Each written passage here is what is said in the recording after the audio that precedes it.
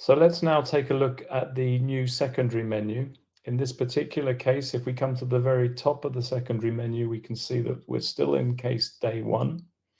And we have a number of new items listed here. At the very top, we have our findings. Currently, we're on the dashboard view, which we've covered previously. But if I select findings, you'll see that the view in the main window now turns to all of the findings in my case.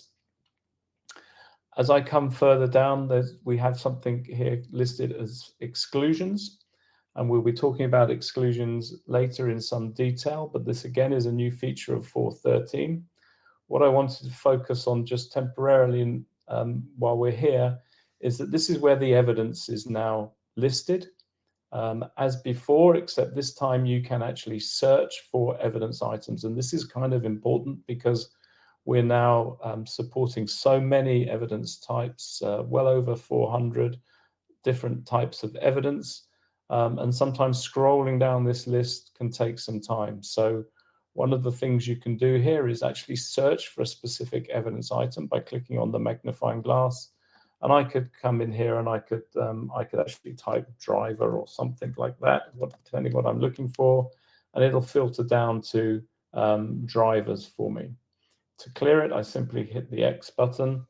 I can further filter these to the right of the magnifying glass. You can see that I now have the ability to affect my view with some filters. So I can hide empty pages. In fact, that's the setting I have it on right now. Or I can just show evidence with findings. So now with that active, you'll notice that every evidence item here has got a count beside it on the right-hand side. That's because these counts are indicating findings within those evidence categories for me. Or I could just filter and have shown to me the evidence that has flags. So any flags that I've generated, those items will now be shown for me only in this view. So what I'll do is I'll come back to hiding the empty pages. And you can see that all of the evidence items are listed down underneath here. If I minimize windows now, you can also then see that the other evidence item I have part of this case is a Gmail account. So I could minimize that. And at the very bottom of this particular section of the secondary menu is where we'll find the reports tab. When I select the reports, I can see in the main window here the currently generated reports associated with the day one case. And we will be looking at these later. Right now, I'm just covering what we can see in the secondary menu. At the very bottom, this is super useful now. We have global filters. So if I expand out global filters, what I can do from here is I can filter down what I'm considering in the investigation hub based on particular filters here. So maybe I can see I have 13 assets right now.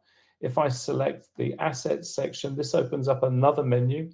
So a tertiary menu, if you like, and I can see all of the assets associated with what's being displayed to me in the investigation hub right now.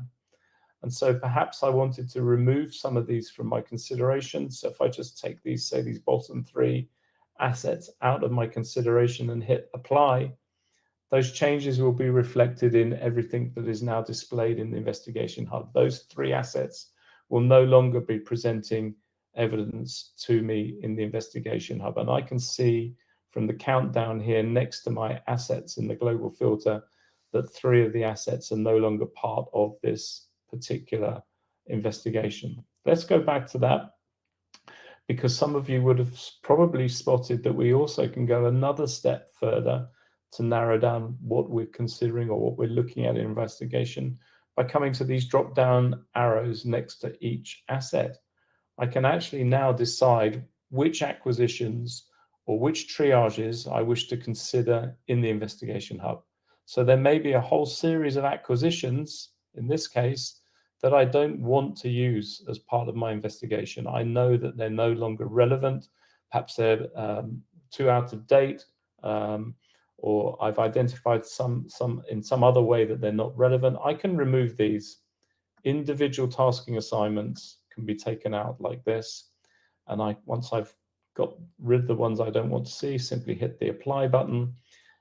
So now we've filtered on the actual assets. We filtered on the evidence type, and we've even been able to filter on individual tasking assignments. Further global filters include the ability to filter by finding type. And you can see here, as soon as I expand finding type, I now have the options to choose which of the finding types I wish to include or exclude in my case. And so I could select all of these except low, and I've hit apply again. So now we should only be seeing those finding types. All of these filters, by the way, are with an AND switch. So now I'm going to filter potentially by flags, which we'll be looking at later, how we generate our flags. But I could say, let's filter just on these top 3 flags. And again, hit apply. So now we're narrowing down the data set that we're going to be looking at based on filters. This can be done even further by date and time. So we have a from and an until date here. When you click on that, you've got a very nice date and time picker here that allows you to take the date and time from the calendar, or even use some of the presets here. You can see these range from today, yesterday, right up to a preset just for the last 30 days. And if I'd made a selection here, I could hit apply, and that would be enforced on the data set that we're looking at. And then finally, at the very bottom, we actually have a created by a global filter as well.